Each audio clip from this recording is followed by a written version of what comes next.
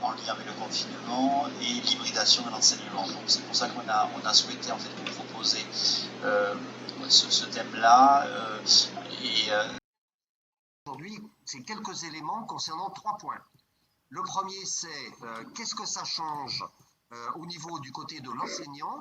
Est-ce que ça remet en question les postures? Et est-ce que la précédente implication dans l'apport des sciences cognitives dans la classe, est-ce que ça aide pour envisager un partage un peu d'enseignement sous les deux modalités, présentiel, distanciel, voire mixte?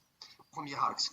Deuxième axe, finalement, au niveau de l'apprentissage scolaire, est-ce qu'il y a des constats positifs à observer et est-ce qu'il y a des choses négatives? Alors, on va voir qu'il y a un petit peu les deux, soit si on se place du côté de l'apprentissage pur, ou soit si on se place du côté de ce qu'on appelle la cognition sociale, c'est-à-dire cet ensemble de développement qui doivent s'opérer en période d'enfance ou adolescence et qui préparent l'adulte. Est-ce que cette nouvelle configuration est favorable ou pas? Donc c'est un petit peu cela dont on va parler. Alors tout d'abord, du côté de l'enseignant, qu'est-ce que ça remet en cause? Alors, les observations qui ont été faites, si vous voulez, par rapport à des panels un peu larges d'enseignants au cours de ces deux périodes, sont les suivantes. Par rapport à la modalité distancielle, finalement, on a observé 3 catégories d'enseignants. Je le fais à la louche, hein, excusez-moi. Il y a ceux qui pratiquaient déjà des modalités qui sont préconisées par les sciences cognitives. Je vais vous donner 4 exemples. Si en classe, vous pratiquez déjà la technique des îlots et peut-être des îlots virtuels, c'est-à-dire un exemple d'îlot virtuel qu'on peut pratiquer en classe, c'est vous avez une classe de 30 devant vous, vous mettez les élèves en îlot sans les bouger de place. Et par un jeu d'interaction par ordinateur, vous avez un élève situé à un endroit de la classe, un autre à un autre endroit, etc. Et vous les faites travailler en même temps. Ça, c'est ce qu'on appelle les îlots virtuels. Il y a toute une technique pédagogique là derrière. Eh bien, on peut appliquer très aisément, évidemment, cette technique en distanciel, sachant que les gens ne seront pas dans la même classe, mais ils seront chez eux. Un chez lui à un endroit, un autre à un autre endroit, etc. Voilà une application. On a vu les gens qui font des îlots virtuels en classe avaient une grande aisance à faire fonctionner les élèves en îlot en distanciel. Deuxième exemple, les parcours personnalisés d'apprentissage, c'est-à-dire, par exemple, les parcours de mémorisation de type Anki. Bon, si vous êtes un peu habitué à les faire fonctionner avec vos élèves que vous avez en face de vous, même si les élèves le font chez eux, eh bien on s'aperçoit qu'à la maison, indépendamment, ça marche merveilleusement. Donc, si on s'est entraîné d'abord en amont comme l'année dernière, alors ça devient beaucoup plus facile en distanciel. Troisième exemple, vous avez tous les parcours, ce qu'on appelle les micro-parcours interactifs. Alors, je vous en reparlerai un tout petit peu tout à l'heure. C'est par exemple les systèmes Edpuzzle. Edpuzzle, je vous en parlerai un peu plus tout à l'heure. C'est des petits parcours que vous fabriquez, vous l'enseignant, à l'intérieur desquels vous insérez un document vidéo, un quiz, une narration par vous, etc., etc. Ça, c'est un truc génial pour les élèves qui travaillent chez eux. Quatrième exemple, les tests. Si vous êtes habitué à utiliser Socrative, par exemple, Socrative à distance, ça marche forcément puisque les élèves sont sur Internet déjà. Ils sont déjà à distance. Donc, on voit bien, nous, on a vraiment constaté que les enseignants qui étaient déjà familiers avec un certain nombre de techniques pédagogiques qui sont directement inspirées des sciences cognitives, ceux-là, ils avaient un pas d'avance. Et non seulement ils avaient un pas d'avance, mais les élèves ont énormément apprécié et en général, il y avait peu de pertes en ligne, en quelque sorte. Ensuite, il y avait une deuxième catégorie, et ça on l'a bien observé, d'enseignants qui étaient plutôt pour développer ce genre de compétences, mais qui n'étaient pas familiers. Alors, évidemment, ça nécessitait un investissement assez important, mais on s'est aperçu que s'ils choisissaient une ou deux modalités, par exemple faire des tests de positionnement en début d'interaction, etc., alors c'est une montée en compétences évidente Et lorsqu'il y a eu retour des élèves en classe, on s'est aperçu que ces enseignants étaient prêts à les réappliquer. Donc finalement, le confinement les a servis à monter un peu en charge et ça a enrichi un peu leur panel de compétences. Bon, alors, ensuite, il y a eu, si vous voulez, actuellement, par exemple en lycée, il y a toute cette modalité mixte qui est très compliquée à mettre en œuvre, hein, puisque vous avez à la fois des élèves qui sont chez eux et à la fois des élèves en face de vous. Alors, nous, on a aussi de l'expérience là-dedans, puisque à la suite du premier confinement, on a déjà des profs, par exemple, en primaire dans certains pays, qui ont pratiqué cela. Alors, ils reconnaissent tous que c'est une charge de boulot énorme parce que c'est compliqué à faire fonctionner de façon synchrone à la fois des élèves devant soi et à la fois des élèves loin, si vous voulez. Donc c'est un petit peu compliqué, mais c'est possible. Donc là, c'est sûr que c'est un exercice acrobatique vraiment hard, hein. Ça c'est très clair. Et donc on espère quand même que ça va cesser parce que c'est une charge de boulot énorme. En plus, s'il faut inventer des choses, fabriquer des supports pour les élèves qui sont à distance, c'est vraiment compliqué.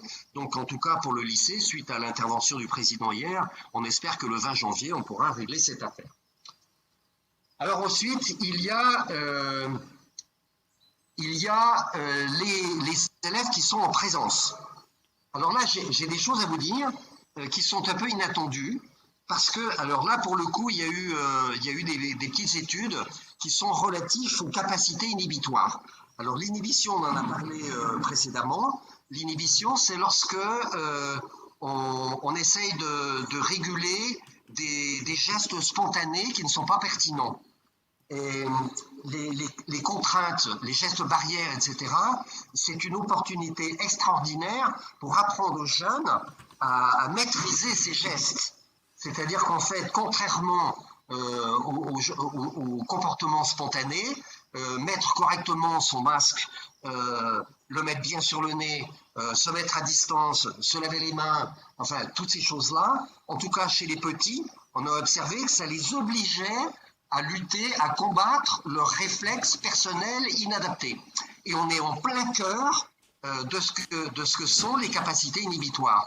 Et on a observé dans les écoles, en primaire en tout cas, que les élèves avaient vraiment progressé. Donc, finalement, on cherche souvent en milieu scolaire comment on pourrait développer ces capacités. Et ben, le confinement nous a apporté une belle opportunité pour développer ces capacités. Alors, si vous voulez, on rejoint là la métacognition, c'est-à-dire l'élève, c'est important qu'il s'aperçoive que finalement, quand on modifie les conditions, eh bien, on développe des capacités. Donc, s'ils se regardent un peu avancer, finalement, ils peuvent avoir un regard un petit peu différent sur eux, en se disant, ben, finalement, j'ai quand même avancé en termes d'apprentissage. Voilà. Alors, et on en profite, toujours dans le cadre de la métacognition, on en profite pour leur dire, bon, ben, vous êtes capable de surveiller vos gestes pour respecter les contraintes barrières, etc. Eh bien, sachez, chers élèves, que quand vous faites ça, ça vous arme un petit peu pour avoir un raisonnement plus juste, lutter contre les fake news, lutter contre certains biais cognitifs, etc. Et donc, on peut en profiter pour les former, pour les éduquer en quelque sorte, un peu à leur métacognition. Donc, vous voyez, il y a quand même un angle d'ouverture qui est positif. Je reviens maintenant sur quel accroissement des compétences professionnelles des enseignants à travers quelle modalité. Alors, il y en a tout un jeu, et merci à Denis d'avoir signalé l'existence de la plateforme Geniali, qui a été conçue à Versailles avec notre équipe, mais pas qu'avec notre équipe, et qui a proposé un certain nombre d'activités pédagogiques, de pistes pédagogiques sur les 5 grands thèmes, mémorisation, compréhension, attention, implication, métacognition. Et là, vous allez trouver une mine de choses qui sont facilement applicables. Alors, je voudrais faire le focus sur 5. Les tests Socrative, franchement, vous pouvez y aller. C'est-à-dire, il n'y a pas besoin d'être un expert en numérique, etc. Vous voulez faire un test de positionnement, vous voulez faire un test au milieu de votre intervention, vous voulez faire un test à la fin de votre cours, test Socrative, c'est vraiment génial. C'est vraiment un formidable moyen d'apprentissage en utilisant en termes cognitifs le cerveau prédictif, le feedback immédiat, et là, vous n'allez pas manquer de rajouter derrière un travail sur le feedback négatif, c'est-à-dire un travail de correction, des îlots de correction, des choses comme ça. Donc vraiment, moi je vous encourage à développer le test Socrative qui marche à la fois pour des élèves à distance et à la fois pour des élèves en présentiel. Premièrement. Deuxièmement, sur les parcours individualisés, on s'est arrêté sur le logiciel Anki. Vraiment, Anki, c'est précieux à cette époque, parce que si les élèves passent une partie de leur temps chez eux, alors ils peuvent vraiment faire du Anki chez eux. Ça, on ne se pose pas de questions. Pour la semaine prochaine, vous travaillez la base Anki que je vais vous envoyer sur Pronote et compagnie. Et donc, ils ont vraiment, et ça, ils ont un peu de temps pour le faire. Donc ça, c'est vraiment quelque chose que vous pouvez exploiter. Troisièmement, je vous invite à visiter l'application qui s'appelle Edpuzzle. Edpuzzle, ça s'écrit E-D, puzzle, comme un puzzle, Edpuzzle. Edpuzzle, c'est un petit parcours, c'est une sorte de SPOC, une sorte de formation numérique dans lequel vous incrustez, et c'est très facile à faire, vous incrustez par exemple une petite vidéo en histoire, une petite vidéo en SVT, des choses comme ça. Et puis, vous pouvez incruster très facilement un quiz. Vous pouvez même remplacer le commentaire de la vidéo par votre propre narration. Vous pouvez incruster, etc. Et alors, chaque élève suit le petit parcours à son rythme. Donc, on retrouve là une difficulté de différenciation qui vient d'être levée. Et ça, nous, on l'a constaté sur plusieurs établissements scolaires. En tout cas, nous, on l'a fait en lycée, sur le second degré en histoire.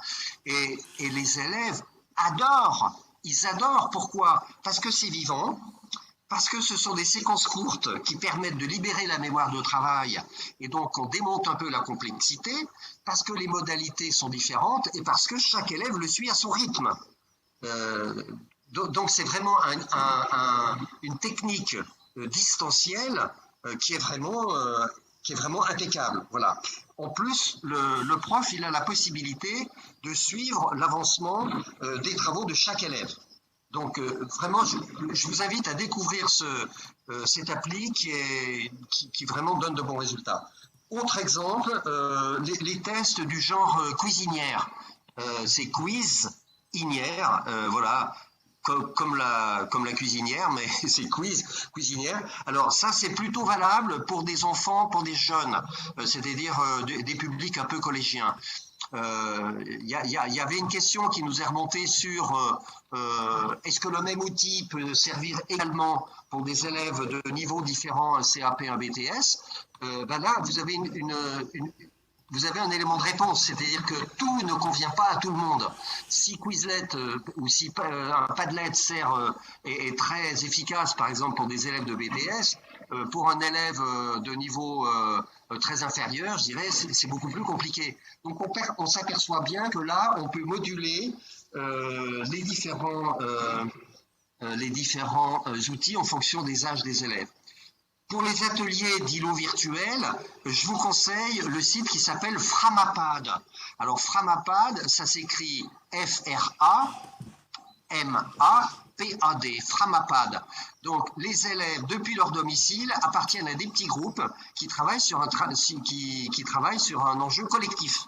Voilà. C'est du mini collectif à distance. Et là encore, l'enseignant, il a la possibilité d'aller visiter les différents groupes qui travaillent.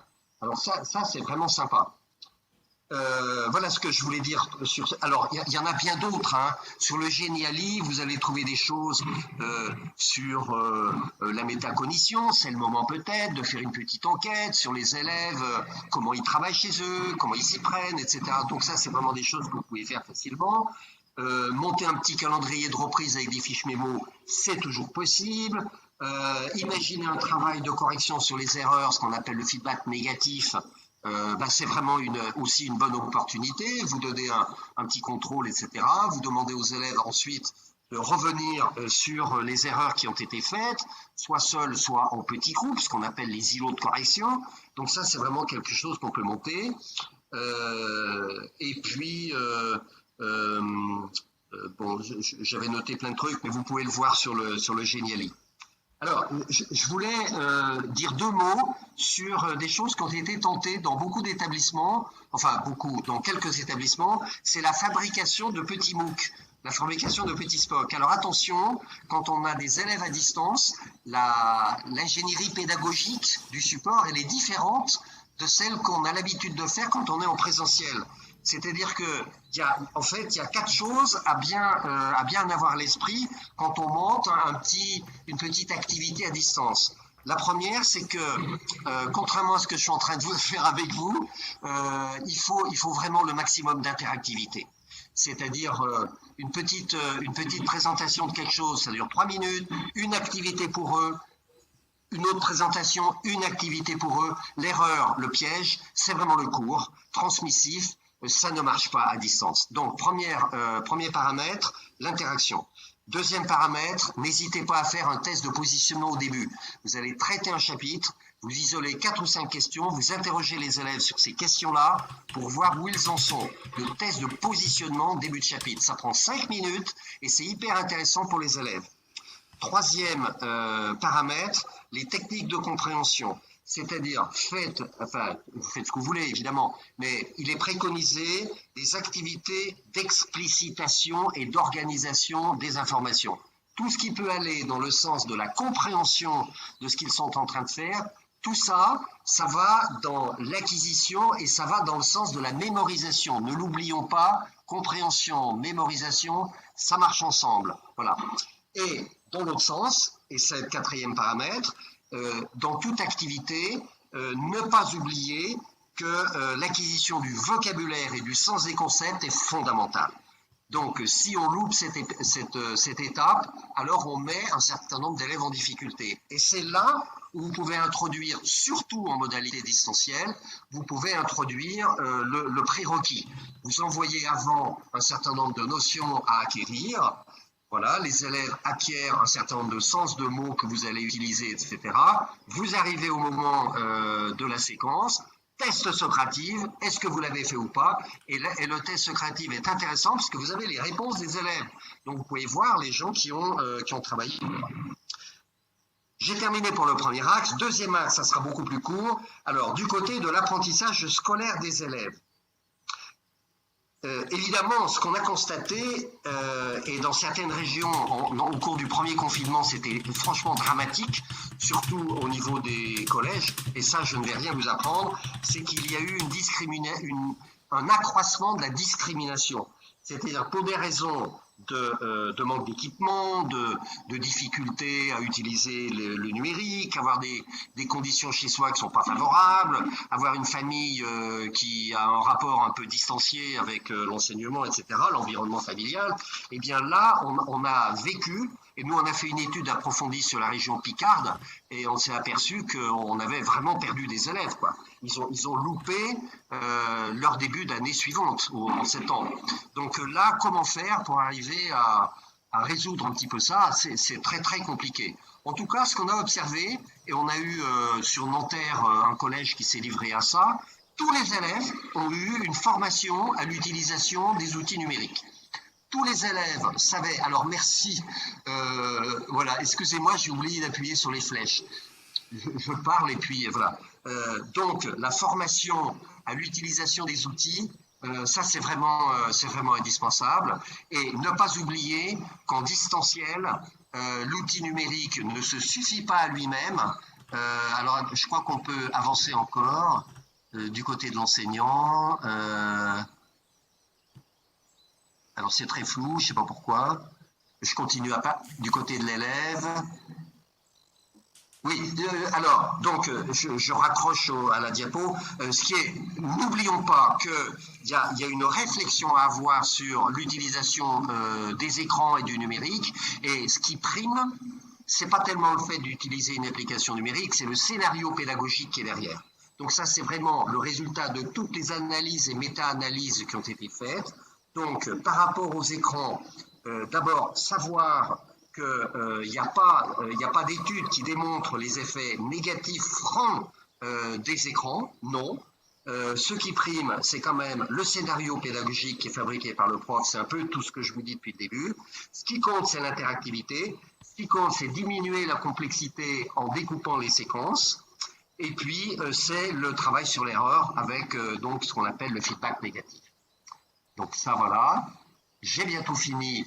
Maintenant, avec le troisième axe, alors ça, c'est un petit peu grave en distanciel, c'est le déficit d'apprentissage de cognition sociale.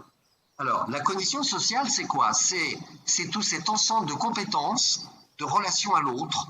Ça va de l'empathie à la communication, à la clarification du langage, etc., etc. Et pendant le confinement, on a observé qu'il y avait un vrai déficit, en tout cas chez les petits, c'était très clair, il y avait un vrai déficit d'apprentissage. Or, sans qu'on s'en rende compte, il y a deux choses qui se passent quand vous avez des élèves avec vous dans la classe, c'est que vos postures de communication non verbale, le visage, la parole, le regard, l'attention qu'on porte, votre positionnement dans l'espace classe, etc. Tout ça est fondamental pour développer de façon un peu inconsciente chez l'élève un apprentissage de lui, comment il va être avec les autres. Alors ça se passe dans son rapport de lui à vous et ça se passe dans son rapport de lui aux autres. Alors évidemment, en distanciel, tout ça n'existe plus. Donc, tous nos neurones miroirs, c'est-à-dire les neurones qui servent à développer des compétences en fonction de ce que l'on observe chez les autres, et qui a quand même valu un prix Nobel il y a 2 ou 3 ans, donc c'est quand même une chose d'important, nous les avons, mais quand on est en distanciel, ça ne fonctionne pas. Et donc là, il y a un vrai déficit. Voilà. Donc ça, je voulais vous signaler cette affaire-là, et ça, c'est valable quel que soit l'âge, dès le tout petit, collège, lycée, etc. Et c'est une dimension du développement de l'élève, c'est du cognitif pur jus, et ça a été complètement occulté dans la dimension distancielle. Voilà. Par ailleurs, ce qu'on a observé aussi, c'est une meilleure régulation, alors ça c'est un côté positif, une meilleure régulation de la classe dans la mesure où, en distanciel, on avait des élèves plutôt timides et un petit peu inhibés, je dirais, qui ont osé parler parce que, ben voilà, ils n'avaient plus le regard des autres sur eux à quelques mètres d'eux. Donc ça, c'était bien. Et ça a permis aussi souvent de mieux réguler les élèves qui occupent beaucoup d'espace, qui parlent, qui interviennent, etc. Et qui sont une partie très difficile à gérer dans un groupe classe. Donc vous voyez que partout, il y a du plus et du moins. Alors, en conclusion, et pardon si j'ai dépassé le temps, en conclusion, j'ai peut-être trois choses à mettre en exergue. C'est que grande vigilance à ne pas renforcer la fracture des inégalités. Ça, c'est vraiment important. Quand je vois ce qui s'est passé dans certaines zones rurales, ou voilà, quand il y a une fracture numérique, ça a été vraiment épouvantable. Donc, comment arriver à gérer cette fracture des inégalités sociales? Deuxièmement, ce qu'on a observé aussi, c'est la fracture entre les enseignants. C'est-à-dire que ceux qui avaient un pas d'avance, ils ont pris 2 pas d'avance, et puis ceux qui n'avaient pas envie de s'y mettre, là, c'était l'horreur parce qu'il ne s'est pas passé grand-chose. Donc là, c'est vraiment un gros souci et c'est une des raisons, enfin, tout ce que je vous dis là, ça a participé aux arguments de faire revenir les élèves dans l'espace scolaire. Et le troisièmement, eh bien, c'est sûr qu'actuellement, c'est une phrase un peu compliquée parce qu'on a du retard à rattraper. Et donc, si on veut y arriver, il y a une exigence d'investissement en temps énorme pour développer des compétences, fabriquer des supports, etc. Bon, il faut avoir conscience, mais ça, vous le savez sûrement, parce que vous l'éprouvez, vous, quotidiennement, plus que moi. Et donc, c'est une opportunité de développement des compétences au prix, évidemment, d'une formation, d'un investissement pour fabriquer, et voilà, la technique des essais-erreurs pour expérimenter et avancer. Voilà, merci d'avoir écouté, et pardon pour le retard. Merci beaucoup Jean-Luc, merci. Alors peut-être qu'on reprendra les questions, je ne sais pas Valérie ou Christophe, vous avez noté des questions en particulier suite à l'intervention de Jean-Luc à faire remonter? A priori non, il n'y avait pas de questions tout de suite, c'était surtout sur l'utilisation des outils en eux-mêmes. Donc il y a juste là, je vois une dernière, peut-être c'est juste une remarque sur le fait que le port du masque fait perdre une partie de la communication non verbale. Et ça peut avoir une influence sur la fatigue et l'attention, et donc c'est un élément aussi à prendre en compte. Oui, très clairement, merci Agnès de la remarque. Alors, déjà, par rapport aux questions qui avaient été remontées, donc il y avait des questions qui portaient justement sur comment davantage intégrer nos pistes dans l'enseignement hybride, présentiel, distanciel. Donc, on te remercie, Jean-Luc, pour cet apport. Peut-être qu'on pourrait, Valérie, continuer, parce qu'en fait, on voit bien que la question des outils est essentielle. Et comme il y a quand même pas mal de questions sur Anki, Padlet, je vois aussi que la remarque que tu faisais sur Cuisinière, par exemple, qui est produit par Canopé, Padlet, il y a bien des outils qui ont une valeur ajoutée supérieure par rapport à des niveaux ou par rapport à des âges en particulier. Et la remarque d'un des participants, c'était justement en CAP, la mise en place du Padlet n'était pas une totale réussite. Par contre, en BTS, ça marchait vraiment très bien. Donc peut-être que Valérie pourra appuyer, je dirais, ce que tu as déjà énoncé au début. Valérie, on poursuit peut-être sur les outils, sur le Geniali? Ça te dit? D'accord. Alors, je vais aller assez rapidement parce que ce que je voudrais surtout, c'est que les participants puissent poser des questions, mais je voudrais quand même juste vous présenter et vous faire découvrir le Geniali dont Jean-Luc vient de parler, parce que c'est un Geniali qui avait été créé pendant la période de confinement et qui donc met l'accent sur ce que l'on peut utiliser lorsque l'on est à distance avec les élèves. Donc, je vous ai remis le lien du Geniali dans le chat, et ce que je vous propose, c'est de copier ce lien et d'ouvrir un nouvel onglet et de vous connecter sur ce Geniali pour arriver sur la page d'accueil. Et je vous propose que l'on puisse naviguer un petit peu ensemble dans ce Geniali pour que vous puissiez en explorer les possibilités. Donc, est-ce que vous êtes tous arrivés sur la Monsieur page Berthier, d'accueil? est-ce que vous pourriez couper le micro, s'il vous plaît? Merci.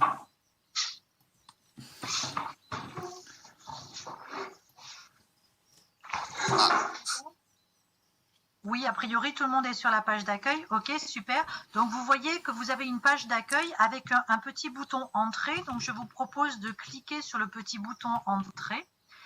Et là, vous avez en fait le Geniali qui est constitué avec les thématiques dont parlait Jean-Luc tout à l'heure. Donc, je vous propose de cliquer sur Mémoriser, qui est une des grandes thématiques sur laquelle on a travaillé.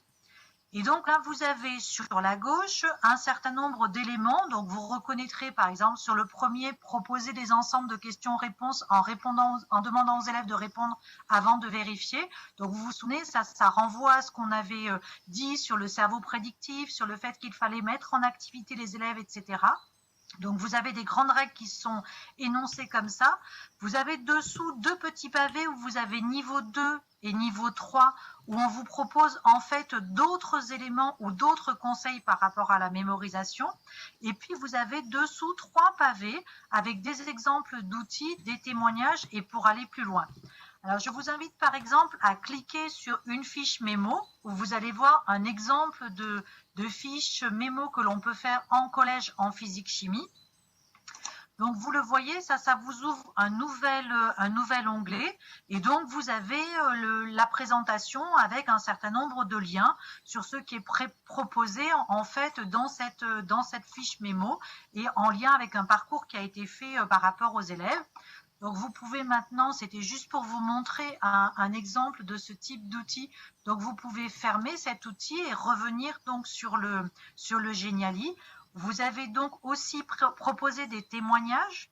Donc, si par exemple, vous cliquez sur un témoignage, utilisation de quiz par exemple, ben, ça va vous ouvrir un exemple d'un professeur qui a utilisé un quiz et qui vous explique comment est-ce que ça fonctionne pour lui.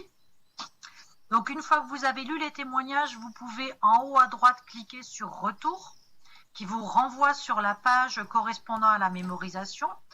Vous avez aussi en bas à droite des liens qui vont vous ouvrir des nouvelles pages vers des compléments, en fait, des nouvelles fiches. Si vous voulez retourner sur une autre piste que la mémorisation, vous cliquez en haut à droite sur Accueil. Et par exemple, on va explorer ce qui se passe dans Comprendre. Donc je clique sur Comprendre. J'ai à nouveau mes pavés qui me présentent les grandes généralités que nous avons vues ensemble avec un niveau 2. Et puis là, par exemple, dans les outils, vous pouvez tout en bas ouvrir celui qui concerne le tutoriel vers une vidéo interactive. Et donc là, vous verrez, alors c'est pas Edpuzzle qui est proposé là, c'est un autre outil qui s'appelle H5P, où vous avez tout un petit tutoriel pour créer une vidéo interactive, c'est-à-dire intégrer des questions, arrêter une vidéo et intégrer des questions. Et du coup, vous pouvez proposer cette vidéo à vos élèves et puis ils arrêtent, enfin, l'outil vous permet d'arrêter régulièrement la vidéo, de poser des questions aux élèves et la vidéo ne reprendra qu'après. Ça permet une interaction, si vous voulez, en même temps que vous demandez lorsqu'ils sont chez eux à vos élèves de regarder une vidéo, vous avez une interaction qui se fait sans que vous ayez besoin d'être présent avec ces questions qui sont posées au fur et à mesure auxquelles les élèves doivent répondre. Vous pouvez leur demander de leur répondre sur un document, par exemple, qu'ils vous enverront après. Si je ferme cet outil et que je reviens dans la page sur Comprendre, je peux cliquer sur Accueil pour revenir à la page d'accueil. Et par exemple, si je vais dans Planifier, dans les outils, vous avez un outil qui est adapté aux lycéens sur le plan de travail. Donc, vous avez un plan de travail qui est présenté dans plan de travail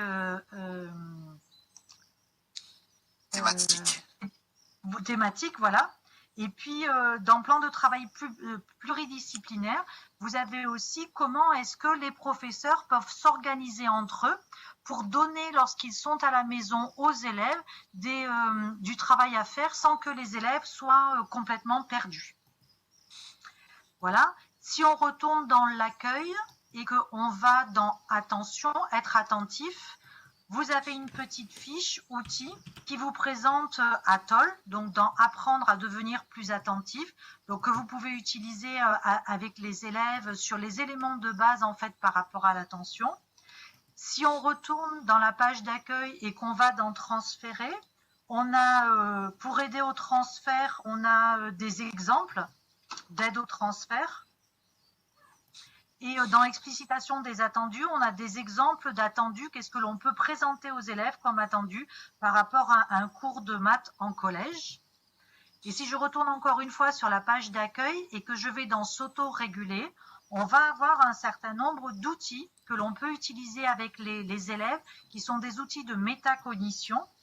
Par exemple, si vous regardez dans les temps de la semaine et que vous cliquez dessus, que vous ouvrez cet outil, eh bien, vous verrez que voilà, ça permet à l'élève de structurer en fait ce qu'il doit faire, les objectifs, et puis qu'il puisse aussi s'auto-réguler. Est-ce que je me suis brossé les dents? Est-ce que j'ai fait de l'exercice physique? Est-ce que j'ai pensé à lire un petit peu? Est-ce que j'ai pratiqué une activité créative? Et donc, ça leur permet d'avoir un petit peu de recul et une métaposition par rapport à ce qu'ils font lorsqu'ils sont en autonomie à la maison. Et on sait que ça peut être important par rapport à eux. Et puis, questionnaire suite à une activité aussi, je vous invite à l'ouvrir. Et ça, c'est la même chose. Ça, c'est un outil qui est utilisé en lycée, l'exemple qui vous est donné là. Et donc, ça permet, voilà, aux élèves, pareil, de savoir est-ce qu'ils ont correctement travaillé. Donc, d'avoir un outil pour pouvoir eux-mêmes auto-évaluer, en fait, leur activité par rapport à ce qui leur était demandé. Donc, voilà. Si vous retournez à la page d'accueil, vous avez aussi donc la liste en dessous de la petite étoile centrale. Vous avez la définition des termes clés qui sont utilisés. Vous avez tous les exemples d'outils qui sont présentés sur une seule page et il vous suffit de cliquer dessus. Et puis, vous avez aussi la liste des témoignages qui peuvent vous donner un petit peu d'idées. Et je voulais simplement terminer cette présentation en vous parlant peut-être juste de Geniali, parce que Geniali, là, il est présenté, c'est un outil de présentation tel qu'il est utilisé ça, mais c'est aussi un outil qu'on peut utiliser pour faire des escape games. Et ça, c'est vraiment quelque chose que vous pouvez utiliser à distance. Vous pouvez donner le lien vers un escape game à vos élèves et du coup, ils le font quand ils sont en autonomie à la maison. Et vous avez par exemple sur Facebook une page Facebook qui s'appelle Enseigner avec Geniali, où vous avez énormément d'escape games qui sont proposés. C'est-à-dire que vous pouvez utiliser des escape games qui ont été conçus par vos collègues. Ils vous donnent les liens pour que vous puissiez les envoyer à vos élèves et que vos élèves puissent faire les escape games. Donc, je vous invite vraiment, si ce n'est pas déjà fait, à aller sur Facebook, vous connecter sur cette, inscrire sur cette page Enseigner avec Geniali, parce que de cette façon, vous pourrez déjà récupérer des escape games qui ont été faits sur Geniali par vos collègues dans plein de disciplines différentes et à plein de niveaux différents. Et comme ça, vous pouvez les proposer à vos élèves. Et vous le savez, hein, dans escape game, il y a cette notion de jeu, de ludification qui renvoie aussi au plaisir, qui renvoie à l'activation du système de récompense et qui va motiver l'élève. Et comme il y a un jeu, il y a des énigmes, etc., quand ils sont en autonomie, ça peut vraiment leur permettre à la fois de passer un bon moment tout en faisant des apprentissages. Donc voilà, vous pouvez sortir du Geniali. Moi, je voulais simplement vous faire cette petite présentation pour vous présenter cet outil qui avait été conçu par l'équipe de Versailles au moment du premier confinement, parce que ça vous présente des exemples d'utilisation de tas d'outils dont on vous a parlé pour les utiliser avec vos élèves lorsqu'ils sont à distance. Peut-être juste un dernier petit point pour répondre à la question sur la différence entre Anki et Quizlet, qui était une des questions que vous aviez fait remonter par l'intermédiaire de Denis. Donc Quizlet, effectivement, propose aussi des cartes qui ressemblent un petit peu aux cartes de Anki, avec d'un côté une question mais de l'autre côté une réponse. Mais ça, c'est juste dans la partie étudiée. Ce qui est intéressant avec Quizlet, c'est que sur la base de ces cartes-là, vous pouvez ensuite générer des questionnaires, ce que ne fait pas Anki. Et donc, vous allez pouvoir générer des questionnaires dont vous allez envoyer le lien à vos élèves. Et du coup, les élèves, une fois qu'ils auront travaillé les différentes questions-réponses, ils auront à répondre à ces questionnaires. Et les questionnaires, vous pouvez les créer pour que les questions arrivent de façon aléatoire. Ça, c'est ce que Anki ne permet pas. Après, Quizlet nécessite obligatoirement, pour pouvoir l'utiliser, d'être sur Internet, alors que Anki, quand on a téléchargé l'application Anki, on peut l'utiliser sans être sur Internet. Et Anki a un système de mémorisation des réponses antérieures qui permet de savoir quelles sont les cartes qu'il faut représenter parce qu'elles n'ont pas été mémorisées, ce qui n'est pas le cas de Quizlet. Donc voilà, c'était pour vous expliquer les avantages et les inconvénients de chacun de ces deux outils. Je dirais en plus que l'avantage de Quizlet, c'est qu'on peut avoir la main dessus tout de suite pour pouvoir faire des modifications. Anki, l'avantage qu'il peut avoir, c'est qu'il ne dépend pas du réseau. Donc c'est quelque chose qui peut se faire de manière totalement autonome chez chacun des apprenants sans avoir besoin de se loguer et d'être sur une connexion. C'est très bien. Merci. Merci beaucoup Valérie. Merci Christophe pour ces compléments. Alors, vous avez commencé à répondre effectivement aux questions. Alors peut-être, profitons-en tant qu'ils sont là. Est-ce que vous avez des remarques, des compléments peut-être à les collègues? Moi, j'ai juste rajouter quelque chose par rapport à une question de Valérie qui disait que Facebook n'est pas du tout RGPD. Alors oui, totalement Valérie, en fait je me suis mal exprimée.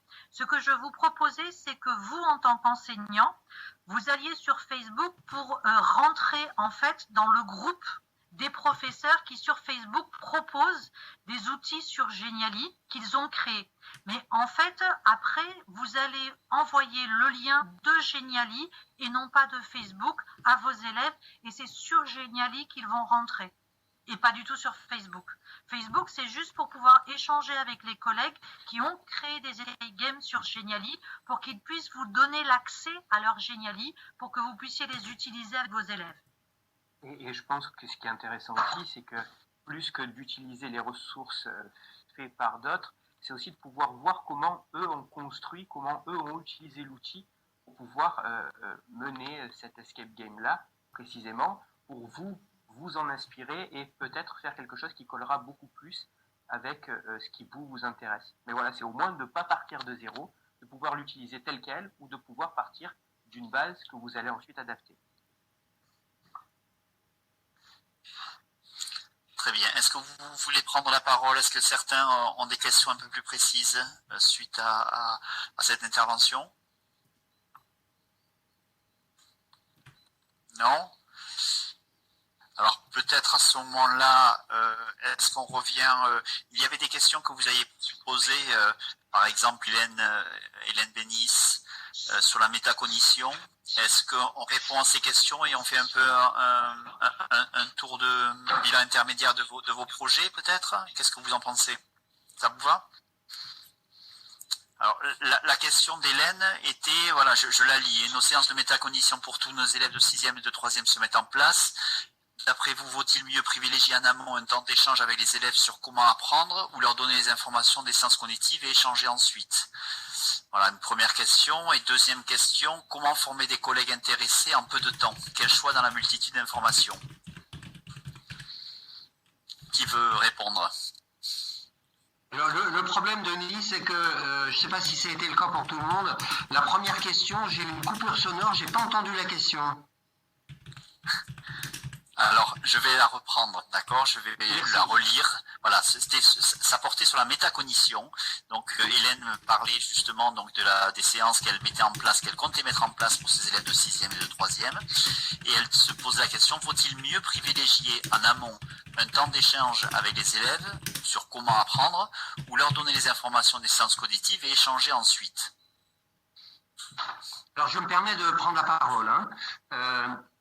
Le domaine de la métacognition est un peu vaste et il concerne soit le suivi d'élèves dans le cadre individuel, comme par exemple pourrait le faire un professeur principal avec certains élèves, parce qu'à ce moment-là, ça ne va pas s'appliquer à tous les élèves de la classe, mais à certains, et ça consiste à aider l'élève à se positionner dans son parcours d'apprentissage. Alors, ça veut dire quoi se positionner? C'est se poser des questions du genre.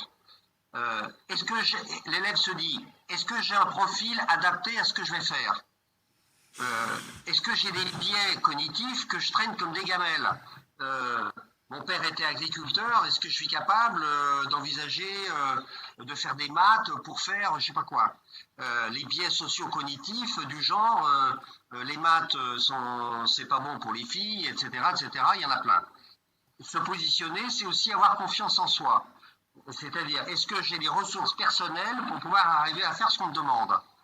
Se positionner, c'est aussi, est-ce que je dispose des conditions pour pouvoir y arriver? C'est-à-dire, est-ce que je suis capable de comprendre ce qu'on me demande? Est-ce que j'ai des prérequis suffisants, etc., etc. Et puis, c'est aussi tous les paramètres de la motivation. C'est-à-dire, est-ce que c'est important pour moi? Est-ce que ça m'intéresse? Est-ce que je suis dans la fenêtre d'accessibilité, ce qu'on appelle la difficulté désirable? Vygotsky appelait ça un peu la zone proximale de développement. Qu'importe. L'idée, c'est est-ce que c'est trop facile, trop difficile, etc. Toutes ces questions-là sont vraiment personnelles. Et ça ne peut se construire pertinemment qu'avec un élève particulier. Nous, on essaye de développer des outils qui permettent de le faire au-delà de la bienveillance, de la qualité d'écoute, de l'empathie qu'un prof peut avoir envers ses élèves. Parce que c'est un peu professionnalisable. Donc ça, c'est la dimension individuelle de la métacognition. Maintenant, il peut y avoir une dimension collective. C'est-à-dire, vous expliquez à toute la classe, soit en faisant une petite formation sur comment il fonctionne. Bon, il y a des outils, on en a, vous pouvez en avoir d'autres, qu'importe, c'est leur apprendre comment il fonctionne. Ça, c'est un élément de la métacognition que vous filez au cours de l'année, c'est pas un cours, vous instillez des éléments un peu au fil des activités que, voilà, vous expliquez en gros pourquoi il faut reprendre la mémoire, l'oubli, le machin, etc., etc. Donc, si vous voulez, dans la métacognition, il y a vraiment deux dimensions. Soit la dimension individuelle, c'est un peu le suivi qu'un prof principal ou un prof d'une certaine discipline fait avec ses élèves, mais c'est aussi toute la dimension collective, comment ça marche le cerveau et comment chacun se positionne par rapport à ça. Ensuite, et je terminerai, il y a deux approches possibles. Soit une approche globale de la métacognition. Quelle est ma représentation d'élèves? Est-ce que je vais y arriver? C'est quoi mon but dans la vie? À quoi ça sert l'apprentissage? Tout ça, c'est global. Voilà. Mais vous pouvez aussi avoir une approche extrêmement locale, extrêmement ponctuelle. Vous êtes prof de maths, l'élève il a raté son contrôle, bon, c'est pas convenable, il a envie de progresser, vous le prenez pendant une demi-heure, et là, vous faites de la métacognition un peu à partir avec l'opportunité du contrôle mathématique en disant, mais au fait, comment tu t'es préparé, etc., sur la méthode, la stratégie, etc. Donc, vous voyez, la métacognition, c'est un petit peu tout ça. Alors, je ne sais pas si j'ai répondu à la question de la collègue. Ce que je me propose de faire, Denis, c'est de te transmettre, et toi, tu en fais ce que tu veux, un document que nous avons écrit récemment et qui présente un petit peu tout ça. Et après, chacun en fait son miel. Chacun fait ce qu'il veut. Ça dépend ce qu'il cherche à faire. Voilà. Ok, on fait comme ça. Merci. Alors justement, puisque tu parles je fais un écart. Tu parles d'une ressource. Il y avait beaucoup de questions, mais on reviendra bien entendu sur le sujet. Il y avait beaucoup de questions et d'impatience de la part des participants sur les outils, les ressources que vous étiez en train de finaliser, de construire. Voilà, tu me disais dernièrement que c'était encore sur le point 2. Voilà, quelle est l'actualité de ces ressources ? Ok, alors, on a beaucoup avancé et il y a déjà beaucoup de choses qui ont été déposées. Donc, on a déposé beaucoup de fiches théoriques, on en a déposé au moins une douzaine. Donc, ne pas hésiter à aller sur le site science-cognitive.fr et là, à vous d'explorer. Alors, ce que je vais faire aussi pour toi, Denis, et que tu peux renvoyer aux participants, on vient d'écrire une espèce de comment on s'oriente dans le site pour trouver quoi. Donc c'est une sorte de synoptique du site. Donc qu'ils n'hésitent pas à aller voir. Et alors dans, à mon avis, quelques jours, mais on attend d'avoir fini avant de le déposer. On a tout un pack formation avec des modules, des documents d'appui au support visuel, enfin plein de choses. Et ça, à mon avis, je dirais que dans peut-être 15 jours, normalement, ça va tomber parce que c'est moi qui les écris et j'en ai plus que 2 à faire. Donc, normalement, il va y avoir... Mais ne pas hésiter à aller régulièrement sur le site. Très bien. Bon, ça répond effectivement, ça répond à des besoins. Oui. Nota bene, tous les documents un peu riches et fournis, on les accède dans la partie privée. Et parce qu'elle est réservée aux adhérents, c'est pas public tout venant, parce qu'on est très très vigilant à ne pas diffuser à tort et à travers n'importe quoi, parce qu'après on ne sait jamais ce que ça devient. Donc pour y accéder, il faut adhérer à l'association, mais adhérer à l'association c'est quelques euros et ça vous donne une tonne d'avantages. Donc voilà, c'est pas commercial ce que je dis là, c'est simplement voilà comment on fait pour y accéder. Ça sera le cas du pack. C'est le cas du pack formation. Tu fais bien de le rappeler. Oui, je vous en prie, allez-y. Voilà. Allez-y. Donc, justement, Jean-Luc, j'ai adhéré à l'association il y a maintenant quelques semaines, peut-être un peu plus même. Et en fait, j'ai jamais reçu de code pour me connecter. Quel est ton nom? Nathalie Brésiliac. Oui, c'est un nom que je connais. Écoute, tu m'envoies un petit message, s'il te plaît, Oui. pour me dire exactement ça, parce que j'ai une personne de mon équipe qui ne fait que de la régulation de l'utilisation du site. Tu m'envoies un message et je le renvoie et il est extrêmement réactif, il te répond dans les heures qui suivent. Bon, c'est la même chose apparemment pour d'autres personnes. Merci Madame Brésiliac. Valérie Cross-Barbara apparemment a rencontré le même problème.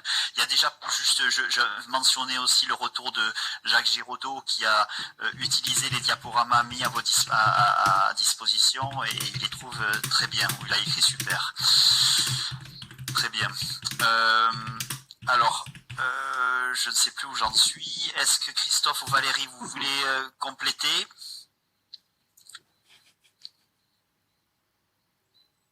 Ou est-ce qu'on... Il y avait 2 parties sur la question sur la métacognition. Lorsque tu reprenais la question, tu avais donné, il me semblait qu'il y avait 2 facettes. Il me semble que Jean-Luc a bien parlé de la métacognition, mais j'arrive pas à me souvenir de. Il me Alors, semblait qu'il y avait un complément. oui, il y avait effectivement un deuxième complément, c'était par rapport à la formation des enseignants. Elle se retrouvait un petit peu perdue par rapport à la multitude des informations. Je pense que c'est le cas de bon nombre. Quelle est la meilleure, est-ce que vous auriez des conseils justement sur comment former en fait en interne aux sciences cognitives auprès des collègues qui sont intéressés? Attends, Denis, il y a deux aspects. Et si tu parles du cas particulier de la métacognition, moi je vais t'envoyer le petit fichier qu'on vient d'écrire et qui est destiné à mettre les gens en piste de réflexion, etc. sur ce thème-là. Dedans, il y a des références de 2-3 articles, le rapport de Joël Proust, etc. Donc, au niveau de la formation, qui est une auto-formation sur la métacognition, tout ce que j'ai dit de façon un peu massive, rapide et peut-être confuse, vous allez le retrouver là-dedans. Donc ça, c'est bon. Ensuite, là, je pense que... Ben, vas-y, pardon. Alors ensuite, il y a la formation beaucoup plus générale aux différents aspects des sciences cognitives. Alors là, c'est très vaste, hein, parce qu'on pourrait se former pendant des années. Donc là, l'idée, c'est d'aller sur les fiches théoriques de notre site. Et donc, je viens d'en parler, il y en a un certain nombre. L'idée, c'est aussi peut-être de suivre le magistère national sur la mémorisation qui va ouvrir dans les premiers jours de janvier 2021. On travaille ardemment dessus, j'y ai travaillé tout l'été, et donc ça c'est vraiment pour les enseignants, c'est 4 séances d'1 heure avec une séance tous les 15 jours, des webinaires entre, enfin c'est vraiment une belle construction, donc ça c'est vraiment un outil de formation impeccable. Bon, ensuite, peut-être que dans l'académie, il y a peut-être des initiatives sur, je ne sais pas Valérie, tu peux peut-être en parler de ça, je ne sais pas où on en est actuellement sur les formations sciences cognitives académiques.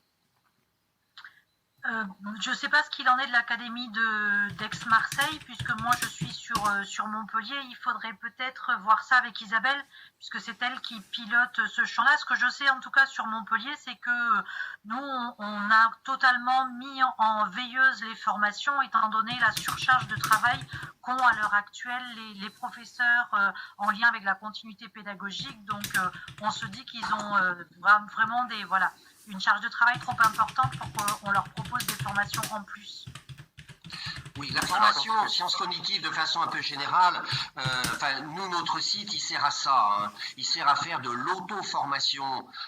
Chacun y va à son rythme, picore dedans ce qu'il veut, etc. Donc, il n'hésite pas à y aller. Il y a déjà beaucoup de choses. Vous avez les fiches théoriques, vous avez les fiches pédagogiques, vous avez la bibliographie. Voilà, c'est le moment de lire 1 ou 2, 3 bouquins là-dessus. Voilà, et déjà avec ça, ça permet d'éclairer. Hein. Moi, je vais être juste en complément. Dans la question, il y avait cette facette qui disait comment former rapidement. Je pense que là, il faut faire un petit peu une croix sur cette idée qu'on va pouvoir maîtriser tous ces champs et toutes ces différentes pistes pédagogiques très rapidement.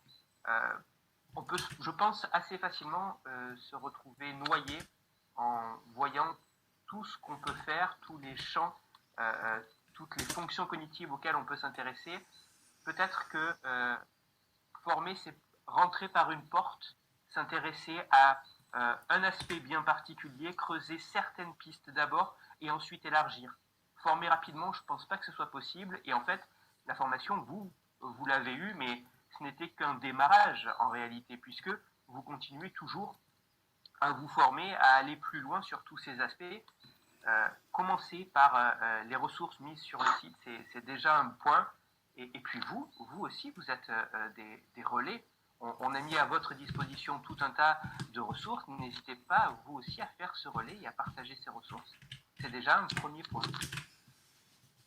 Alors, il y avait une question sur Magistère. Vous aurez, j'imagine, dès que le parcours Magistère sera opérationnel, je pense que Jean-Luc nous donnera les liens, mais sinon, l'accès se fait directement depuis les serveurs académiques. Mais on vous le dira. D'accord. Oui, moi j'avais. Alors, si tu veux, là une petite précision, c'est un magistère national, c'est-à-dire que tout le monde peut y accéder quand il a quand il est identifié en tant que prof dans le système éduc, il n'y a pas de souci, il peut y accéder. Hein. Et donc, peut-être justement, oui. tu sais que parmi les participants, il y a également donc des collègues qui interviennent en CFA, mais qui ne relèvent pas de notre ministère. On peut inviter les personnes à ce magistère, parce que là, tu vois, c'est dommage finalement ils n'ont pas d'adresse académique. Tu vois. Bon, alors, je ne sais pas répondre, mais par contre, moi je travaille continuellement avec le directeur du département magistère du ministère. Je vais t'envoyer, Denis, l'adresse mail de Jérôme Payen, qui est le grand patron, et tu lui poseras la question. D'accord, ok, très Moi, bien. je peux répondre, oui, on a la possibilité sur les parcours magistères d'inscrire des personnes qui n'ont pas d'adresse académique, tout à fait. D'accord, bon. Très bien, on le fera pour ceux qui le souhaitent, effectivement, on le proposera. Super. Il y avait la question juste, à un moment donné, on a parlé de Madame Proust, de Joël Proust, et j'avais dans le message que j'avais transmis, elle faisait un appel à candidature, justement par rapport à un outil qu'elle souhaitait expérimenter. Donc vous aviez déjà le lien. Par contre, il semble que cette expérimentation était réservée, je ne l'ai pas vu moi, mais qu'à des cycles 3 et 4, c'est ça? Est-ce que quelqu'un a vu? Alors ça, nous, on est très très impliqués parce que le pilote de l'opération, c'est un membre de mon équipe. Donc, ce que je vais faire, Denis, je vais t'envoyer les coordonnées mail d'Isabelle Ross pour les formations éventuellement académiques. Je vais t'envoyer l'adresse mail de Jérôme Payen pour le magistère et je vais t'envoyer l'adresse mail de Frédéric Guilloret qui, lui, est copilote de cette affaire avec Joël Proust.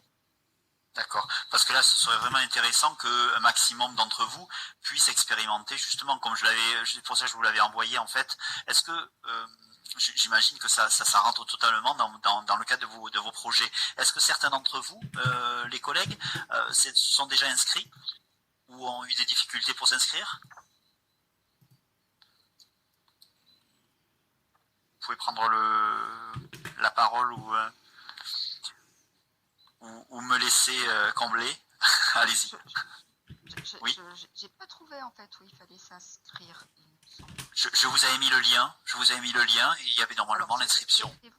Ah d'accord. Parce que j'ai pas trouvé l'inscription. J'ai trouvé l'outil, mais j'ai pas trouvé l'inscription. Peut-être que j'ai mal regardé. Hein, c'est possible. Aussi. Alors.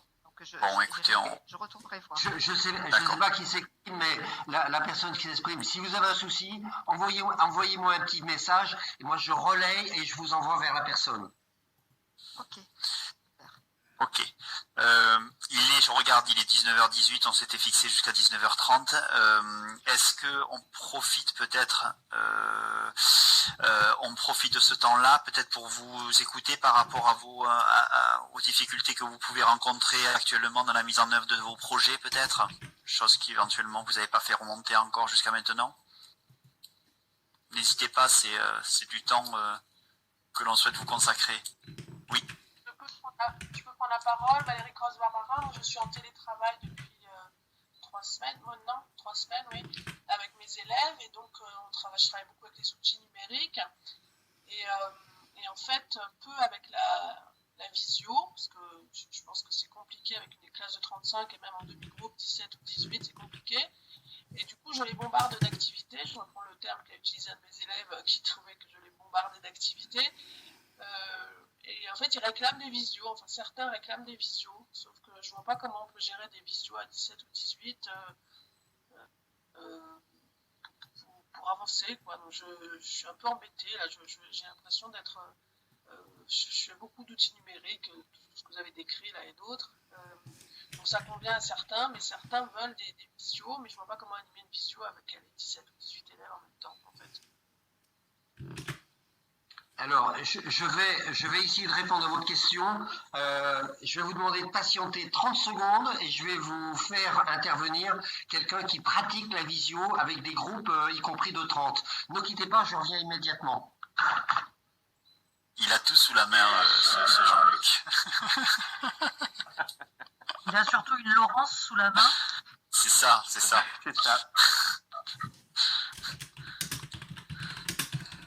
Comme elle est professeure de lycée, c'est le même type de public que celui que vous avez.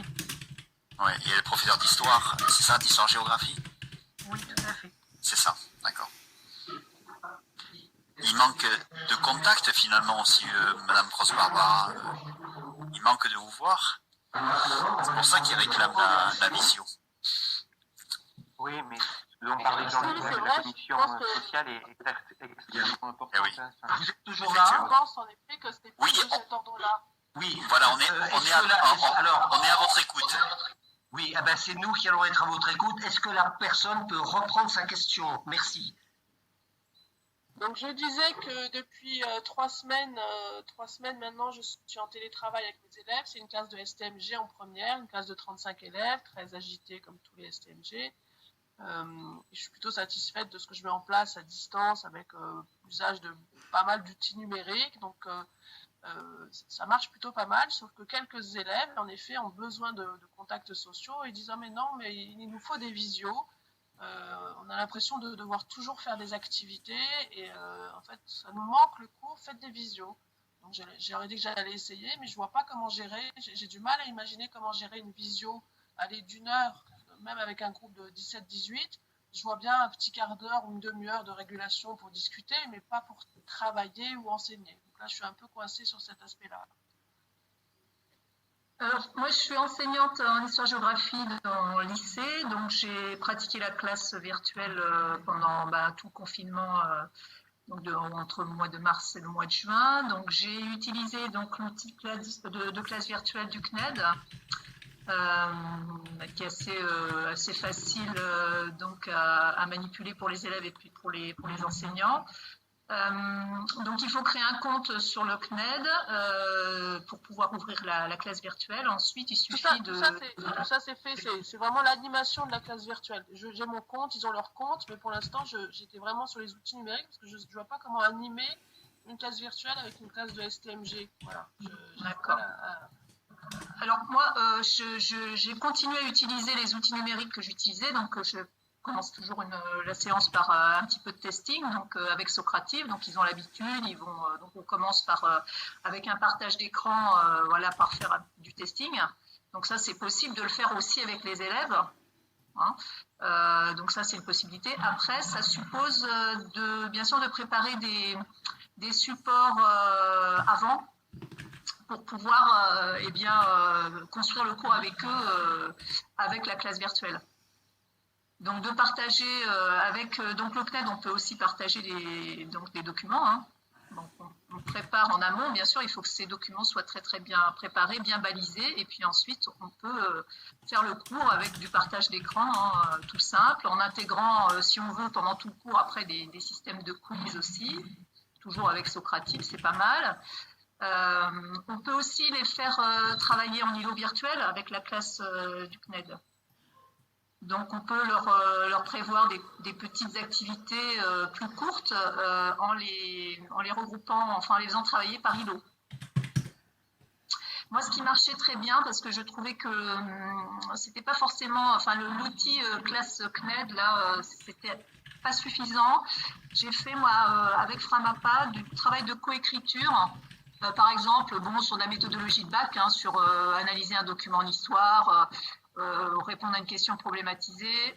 Donc, avec Framapad, j'ai construit aussi des îlots de coécriture, et donc les élèves travaillaient en îlot de coécriture, et ça c'était très bien parce qu'on pouvait faire de la rétroaction immédiate. Donc pour dire aux élèves attention, là il faudrait aller plutôt dans ce sens-là, là vous vous trompez, etc. Et ça m'a permis de vraiment de bien identifier la part du travail de chaque élève. Donc c'était assez pratique. Chaque élève avait une couleur, écrivait avec une couleur. Donc ça, voilà, ça permet pendant un cours de faire quand même pas mal de choses. Et puis j'utilisais aussi Anki, hein, pour faire la mémorisation active. Très bien, merci beaucoup. Merci Madame Berthier pour ce partage d'expérience. Merci beaucoup. Je pense que j'ai plutôt, enfin... Il y a aussi un outil qui fonctionne très très très très bien. C'est un petit outil qui s'appelle Edpuzzle. Ouais, voilà, donc ça marche vraiment très bien. Voilà. D'accord. Est-ce que vous avez D'autres remarques, d'autres compléments, les collègues, des questions?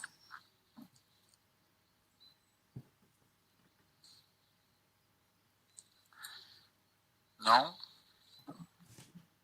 Ce qui serait quand même intéressant. Juste... Oh, pardon. Allez-y. Non, c'est moi, c'est Valérie qui parlait. Je voulais juste apporter une information par rapport à une question qui avait été remontée dans le document que tu nous as donné, Denis. Quelqu'un demandait si un collègue qui fait partie du groupe équipe avait rempli ou pas ce questionnaire. Le problème, c'est que dans tous anonyme, je suis pas en capacité de répondre. C'est-à-dire que je ne suis pas en capacité de dire qui a rempli ou n'a pas rempli le questionnaire. Donc, je suis désolée, je ne peux pas vous dire si votre collègue a bien rempli et fait remplir à ses élèves le questionnaire comme vous le lui avez gentiment demandé, et je vous en remercie. Oui, il y a eu un petit, on t'a pas forcément beaucoup entendu, mais j'ai bien compris. Effectivement, je lui ferai pas parce que je le vois pas maintenant. Mais effectivement, le questionnaire est anonyme. Donc, je sais pas si tu as eu un peu plus de retours suite à mes messages, Valérie, sur les questionnaires. Oh, je suis désolée, je ne suis pas retournée dessus. Donc, par rapport aux derniers éléments que tu as donnés, je ne saurais pas te dire. Très bien. Donc je pense que le Geniali va pouvoir sans doute aider les collègues dans l'expérimentation de nouveaux outils. Est-ce que vous avez d'autres remarques, des questions? Oui. Non, Denis, est-ce que dans le cadre du suivi de ce que les uns les autres ont commencé à faire, ou etc., quand est-ce que tu prévois de faire un petit point d'étape, c'est-à-dire finalement ce que chacun a fait, là où il en est, qu'est-ce qu'il a observé, la remarque de la collègue, là, comment je fais pour faire des visios avec toute la classe? Alors c'est vrai que Laurence, là, qui travaille aujourd'hui chez moi, vous a donné des trucs, mais ça peut être un peu, je veux dire, oh là là, c'est compliqué, etc., etc. Bon, bref, qu'importe. Mais quand est-ce qu'il va y avoir un point sur ce que chacun a commencé à faire, les difficultés, ce qui marche ou ce qui marche pas? Comment tu envisages ça? Alors, les petits bilans intermédiaires que l'on a proposés il y a 1 mois et demi, et celui-là, il y avait 3 temps comme ça. Ça vise effectivement. Alors, on n'a pas le temps effectivement de rentrer dans le détail. Par contre, il y a le temps de janvier qui était à l'origine en présentiel, mais qui sera peut-être en présentiel ou à distance. Il faut qu'on l'envoie en fonction de l'évolution du contexte. Mais c'était là, par contre, une journée. Je pense que c'était à ce moment-là que l'on pourra rentrer un peu plus dans le détail et faire réellement du partage d'expériences et dans tous les cas, pour chacun des participants, de nous rendre compte de leur réussite et de leurs difficultés. D'accord ? Oui, oui. De mémoire, c'était le 25 janvier. Ça aurait été pas mal ce soir. Alors là, je sais que si tu veux arrêter à 30, on est coincé. Mais ce qui aurait été pas mal, c'est que certains d'entre vous auraient pu dire, moi j'ai essayé ça, ou je pense à ça, mais je ne l'ai pas encore fait pour cette raison, etc. Des petits feedbacks comme ça, très brefs. Ça, c'était vraiment précieux pour nous. On ne peut pas en avoir un ou deux là avant de se quitter? Comme le soulève Valérie Cross-Barbara, effectivement, ces moments d'échange, c'est aussi vous apporter certains éléments, je dirais, théoriques, des éléments des outils, des éléments de connaissances, mais c'est aussi des moments d'échange, et c'est pour ça que vous faites remonter un petit peu là où vous en êtes. Donc oui, clairement, allez-y, balancez. Est-ce que je peux partager mon expérience là? Allez-y. Plaisir. Merci. Alors moi j'ai un retour d'expérience mais négatif. J'ai 4 classes et j'ai une classe de CAP1, petit effectif, 10, des jeunes gens en grande difficulté dans les apprentissages, difficultés sociales, etc. Et donc j'utilise Padlet, Geniali, des puzzles depuis très longtemps, donc ça tourne, enfin je veux dire normalement quoi, avec les 3 autres classes ça marche super bien. Et face à cette classe, ils sont complètement réfractaires, très violents. Et j'arrive à les canaliser si je les remets en situation j'allais dire, ancestrale, avec des feuilles, des copies, enfin, voilà, enfin, le cours abominable, quoi. Et je ne sais, honnêtement, je suis en vraie difficulté, je ne sais pas quoi faire avec ces mômes-là. Je ne sais plus comment les intéresser et les accrocher. Et alors oui, je leur donne des exercices papier, mais c'est nul, quoi. Je sors de là, je suis désespérée de ce que j'ai fait. Je peux me permettre un petit commentaire et en même temps vous rassurer, parce que votre témoignage, nous l'entendons assez régulièrement. Pourquoi? Parce que changer d'habitude, proposer une nouvelle modalité, ça fait appel à ce qu'on appelle la flexibilité mentale, c'est-à-dire que les élèves, ils ont déjà vécu, surtout lorsqu'ils sont en difficulté, voire en échec. Ils ont derrière eux tout un passé scolaire qui est en général connoté plutôt négativement et tout, et ils ont un mal fou à rentrer dans d'autres manières de faire. Donc ça, vous n'y pouvez pas grand-chose parce que vous êtes face à une sorte de mur, leur représentation de comment on peut apprendre, qu'est-ce que c'est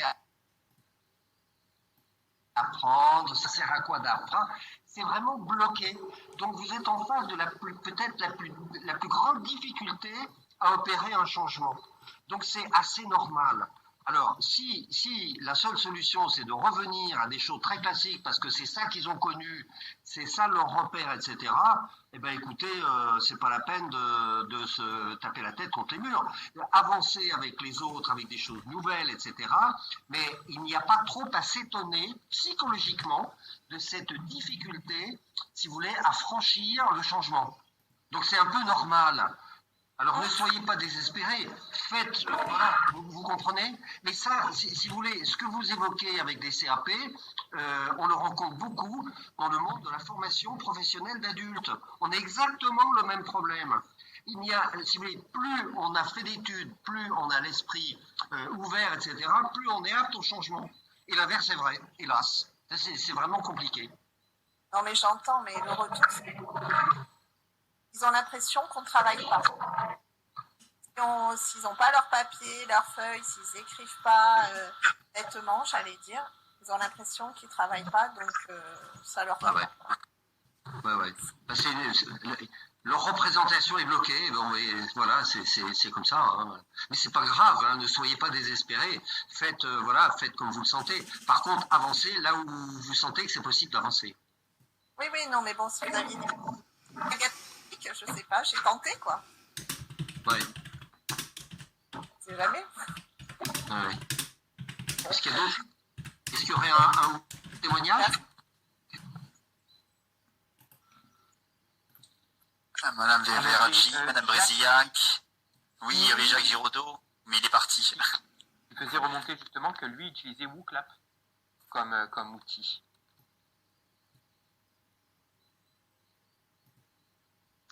Oui, Nathalie Brézillac, si vous voulez si je peux intervenir. Allez-y. Oui. Alors, bon, moi, c'est un peu... Alors, peut-être que je m'y prends mal, en fait, hein, mais je rencontre un peu le même problème avec la classe qu'on avait mis en place l'année dernière comme étant une coniclasse. Et en fait, alors, il y en a certaines quand même qui ont adhéré, qui essayent de mettre en place des techniques que je leur apprends. Surtout qu'en plus, j'essaye de le faire au lycée, les moments de réactivation, etc. Mais j'en ai une grande partie qui reste réfractaire. Et lorsque je veux justement mettre en place la réactivation, il y en a certaines qui en ont marre de revoir toujours les mêmes notions, en fait. Voilà, et c'est vrai que c'est frustrant. Je comprends la collègue là, qui intervenait, c'est assez frustrant, en fait. Alors, ce que j'ai trouvé, ce que je fais, c'est que tout doucement, avec mon autre classe, les secondes, j'essaye de petit à petit les intéresser justement à mettre en place avec elles aussi des outils, parce que c'est une classe qui est, j'ai l'impression, plus réceptive. Voilà, j'essaye de me défrustrer comme ça. Là, quand vous dites réactivation, vous le faites sous quelle forme? Ça dépend, il y a plusieurs, soit je le fais à l'oral, soit on le fait sous forme de Quizlet, parce que je l'ai fait beaucoup travailler sur des cartes mentales aussi. Donc en fait, ça aussi, elles ont beaucoup de mal à respecter le format de la carte mentale. En fait, elles me font un schéma avec 3 flèches et après elles mettent tout le texte, les différents points les uns sous les autres. J'ai beau leur expliquer que c'est pas ça, j'ai beaucoup de mal à leur faire une vraie carte mentale en fait. Donc, Vous enseignez quelle discipline? alors moi c'est un peu compliqué, moi j'enseigne les sciences et techniques médico-sociales. Oui, je vois ce que Donc, c'est. ouais. Ok. Écoutez, pour la réactivation, pour éviter de donner aux élèves le sentiment qu'on reprend des trucs qu'elles savent déjà, donc voilà à quoi ça sert, etc., etc. Il y a qu'une solution, hein. C'est le parcours individualisé. Si vous pouvez arriver à faire des séquences, je sais pas dans quelle mesure vous allez pouvoir le faire, mais si vous arrivez à faire des séquences de réactivation Anki, avec des questions qui uniquement l'élève X ou l'élève Y, etc., vous aurez, à mon avis, débloqué une partie du problème. Si vous êtes dans des questions collectives, avec certaines qui reviennent tout le temps, etc., les élèves qui ne comprennent pas bien pourquoi, elles vont vous renvoyer quelque chose de négatif, hein. Donc, il y a ça. Sur la construction des cartes mentales, est-ce que vous avez essayé la construction d'une carte mentale collective à 3, par exemple, sur un paperboard qui serait contre un mur? D'accord. Allô? Oui, j'ai pas essayé, effectivement. Construction de cartes mentales collective avec 3 sur un paperboard. Est-ce que vous avez essayé ça? Non, j'ai jamais essayé ça. Essayez. Oui, ça peut développer. Parce que si l'élève est confronté à la construction... Alors, je sais que c'est un outil qui est normalement prévu pour être individuel. Mais en collectif, ça marche pas mal parce que ça permet de modifier un peu l'approche de cette technique. D'accord. Essayez au moins 1 ou 2 fois pour voir ce que ça donne. Oui, je vais essayer. Parce que l'élève X peut s'inspirer de ce que pense l'élève Y, il peut y avoir une sorte de challenge à l'intérieur du petit groupe. Alors, 3 élèves, c'est des élèves de quel âge? Bah, moi, elles ont ça dépend entre 16 et 18, 19 ans. Bah, vous pouvez faire des groupes de 3, hein. Oui, tout à fait. Groupe de 3, puis composez les groupes vous-même si c'est possible, avec quelqu'un qui est un peu pilote, vous voyez, essayez de le faire un peu, vous voulez, en tenant compte un peu des profils des élèves. Essayez-le. Oui. C'est une technique qui marche. D'accord. Finalement, je me permets, c'est quand même ces bilans intermédiaires, ils avaient vocation à libérer la parole et vous permettre justement de faire remonter votre pratique et de la croiser avec les intervenants. Donc à l'origine, quand même, ces bilans avaient cette vocation-là, Jean-Luc. Après, on a souhaité, et c'est tout à votre honneur, Jean-Luc, Valérie et Christophe, d'apporter des compléments. Donc c'est vrai que c'est très riche, mais finalement, on peut se concentrer essentiellement dans ces bilans intermédiaires sur ces retours d'expérience et ce partage.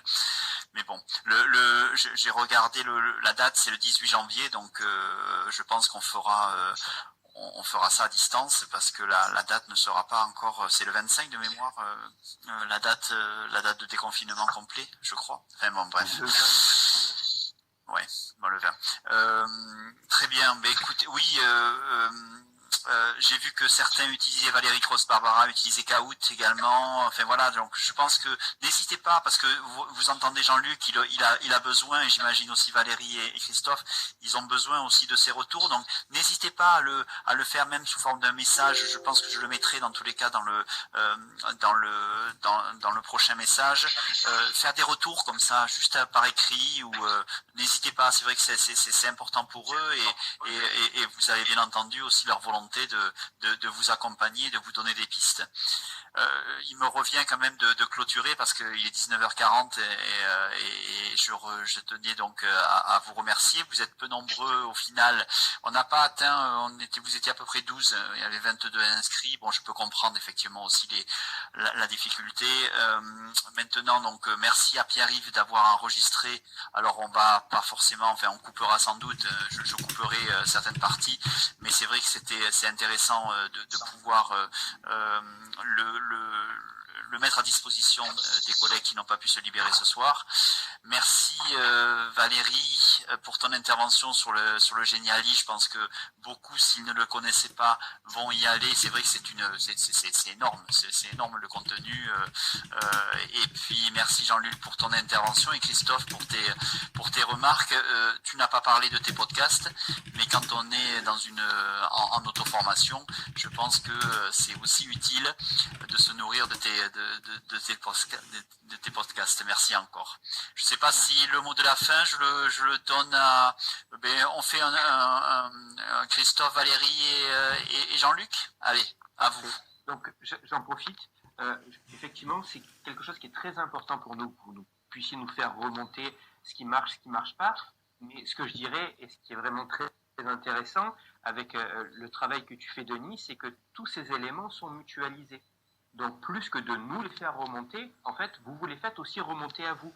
Tous ces documents que nous, on peut consulter, vous pouvez aussi vous les consulter et voir les difficultés rencontrées par les autres. Et là, ça peut être très intéressant d'utiliser justement la force du collectif et de se dire que si un problème a été soulevé par quelqu'un et que vous rencontrez un problème qui peut être identique, là, de se mettre en contact, d'échanger entre vous, c'est là où justement vous avez du pratico-pratique de comment est-ce que tu gères, pourquoi, qu'est-ce qui bloque chez toi, mais c'est pas la même chose que chez moi. Donc c'est là aussi ces éléments d'échange qui sont très intéressants. Bon courage, merci à tous et on est là, n'hésitez pas. Valérie? Oui, pour ma part, écoutez, moi j'ai pris grand plaisir et je prends à chaque fois grand plaisir à vous retrouver. Il y en a certains avec lesquels j'échange par mail et c'est aussi un plaisir. Je sais que je vous embête avec ça, mais n'oubliez pas de demander à des collègues à vous qui n'auraient pas rempli, qui ne seraient pas venus à la formation, de bien vouloir participer à l'étude pour qu'on puisse comparer en fait et avoir un groupe contrôle. Et puis, au plaisir de vous retrouver donc en janvier. Et sinon, par mail, n'hésitez pas à nous contacter. Alors, je termine. Toute aventure de changement, c'est des hauts, des bas, etc.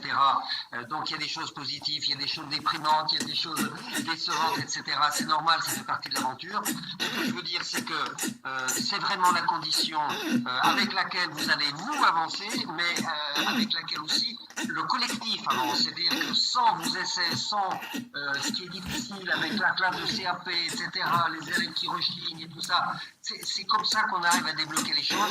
Donc, merci à vous de continuer, surtout de continuer, c'est fondamental, vraiment. Et puis, ce serait vraiment super qu'on rentre un peu comme Denis, vous faites, parce que ça permet d'identifier un petit peu les problèmes et de voir comment on peut essayer de les surmonter. Nous, notre enrichissement, il vient des enseignants. Voilà, on essaye, on expérimente, on fait des essais, des erreurs, voilà, c'est compliqué. Et puis il y a des moments ça marche. Et après, on se retrouve dans la situation de la collègue que vous avez entendue tout à l'heure et qui mène son truc de façon absolument géniale. Mais ça fait quand même 10 ans, près de 10 ans qu'elle fait ça. Voilà. Donc bon courage à vous. Merci à Denis, merci Philippe, merci Olivier pour votre accompagnement technique. Merci. Je verrai, peut-être, je vous proposerai peut-être un document que l'on pourrait faire circuler, un document partagé où on pourrait avoir réussite et difficultés peut-être, et il pourrait le nourrir et ça permettrait peut-être d'avancer peut-être et de nourrir les prochains bilans intermédiaires en janvier. Pourquoi pas un atelier type échange pratique. Oui, mais en fait, c'est Madame Cheminot, c'est la volonté de ces bilans intermédiaires. Mais bon, on va y arriver. Moi, j'avais juste une petite question avant de terminer. Vous parliez, Jean-Luc, tu parlais tout à l'heure, et vous parliez tout à l'heure de Canopé, de l'outil Canopé cuisinière, pardon. Parce qu'il se trouve qu'on l'a présenté très récemment à des CFA. Tu continues à dire que cet outil-là, pour toi, est davantage réservé à des bas niveaux, c'est ça, à des élèves de collège? Alors, de toute manière, la description, vous la trouvez sur Geniali, vous l'avez vu tout à l'heure. Moi, j'ai un relais à faire, mais de la part de collégiens. En tout cas, en collège, le petit groupe de profs qui sont en Charente, là, qui le font, sont très contents.